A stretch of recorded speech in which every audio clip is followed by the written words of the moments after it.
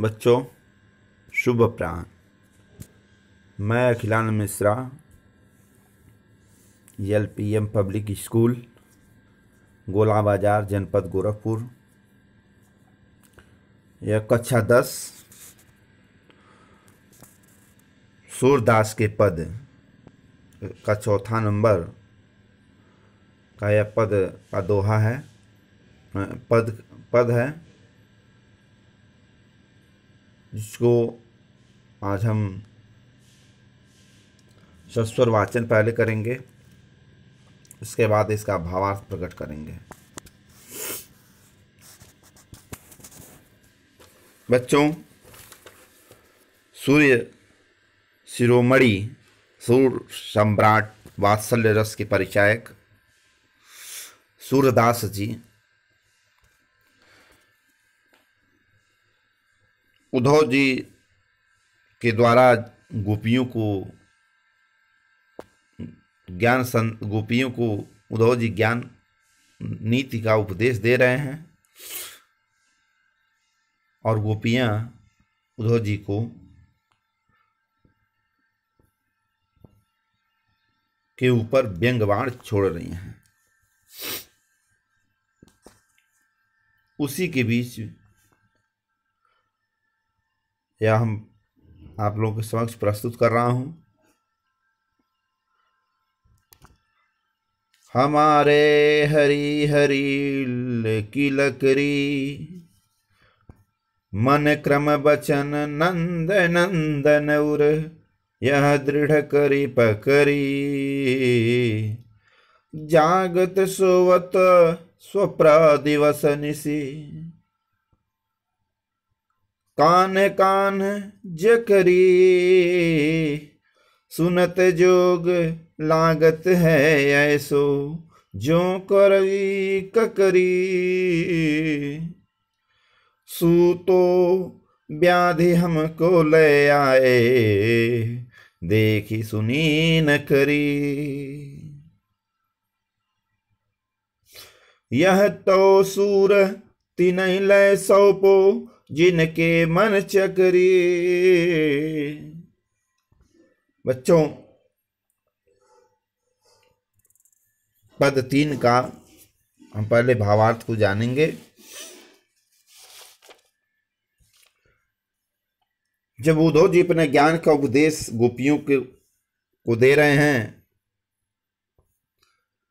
तो गोपियां कहती हैं कि हे उद्धव जी, कृष्ण तो हारिल चिड़िया के समान हो गए हैं। जैसे हारिल चिड़िया किसी लकड़ी को सदैव अपने पंजों में पकड़े ही रहता है,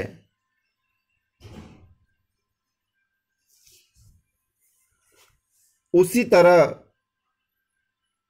हम अपने कान्हा को मन के साथ अपने हृदय से लगाकर पकड़े रहती हूं। हे उद्धव जी, जागते समय, सोते समय, रात के समय, दिन के समय हम केवल कान्हा कान्हा ही जाप करती रहती हूँ, केवल कान्हा कान्हा ही रटती रहती हूँ।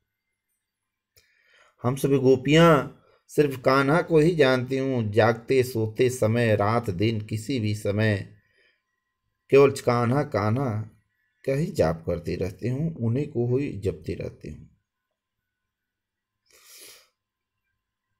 कहते हैं जब गोपियां जब भी कोई अन्य बात सुनती हैं तो वह बात उन्हें सुनत जोग लागत है ऐसो, जो करई ककरी।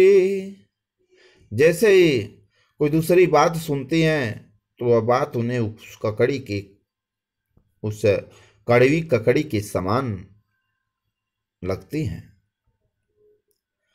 सूत व्याधि हमको ले आए, देखी सुनी न करी। हे उद्धव जी, हम लोगों के पास जो पीड़ा आप लाए हैं, उस पीड़ा को, उस पीड़ा को हमने देखा है, सुना है और भोगा है। आप क्या जानेंगे इस हम लोगों की पीड़ा को। यह तो सूरत नहीं लय सौपो, जिनके मन चकरी। सूरदास जी अपने इस पद में कहे हैं कि तीन मने उनके सौंप दिया गया, यानी उनको सौंप दें जिनका मन कभी स्थिर नहीं रहता। उद्धव जी, अपने ज्ञान उन्हें सौंपो जिनका मन, क्या करेंगे, उनको सौंप दो जिनका मन कभी स्थिर नहीं रहता।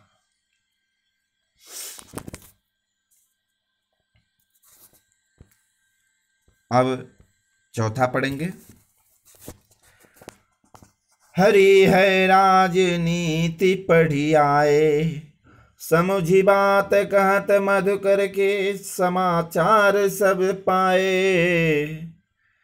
इक अति चतुर होते पहले ही, अब गुरु ग्रंथ पढ़ाए। बड़ी बुद्धि जानी जो उनकी, जोग संदेश पठाए। उधो भले लोग आगे के, परहित डोलत धाये। अब अपने मन फेर पाई हैं, चलत जूहते चुराए। ते क्यों अनीति करे आपुन जे, और अनीति छुड़ाए।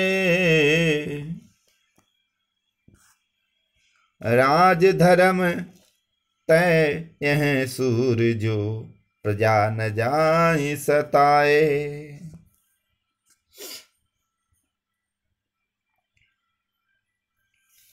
उद्धव जी, गोपियां फिर से उद्धव जी से कहती हैं, क्या कहती हैं, हे उद्धव जी आप सुने, ध्यान से सुने। गोपियां उद्धव जी से बार कहती हैं, लेना दे रहे हैं कि उद्धव जी, क्या आपके परम मित्र कृष्ण तो किसी राजनीति की तरह हो गए हैं क्या? क्या आपके कृष्ण राजनीतिज्ञ की तरह हो गए हैं? वह स्वयं न आकर के भौरा रूपी आपको भेज दिए हैं, यानी उद्धव को भेज दिए हैं, ताकि वह बैठे बैठे ही गोपियों का सारा हाल जान पाए। इक अति चतुर होते पहले ही, अब गुरु ग्रंथ पठाए। एक तो पहले से ही चतुर थे, और अब तो लगता है कि वह कोई गुरु ग्रंथ पढ़ लिया है। बड़ी बुद्धि जानी जो उनकी, जोग संदेश पठाए। हे उद्धव जी, आप नहीं जानते, कृष्ण तो बहुत पहले ही कृष्ण ने बहुत अधिक बुद्धि लगाकर गोपियों के लिए प्रेम का संदेश भेजा है।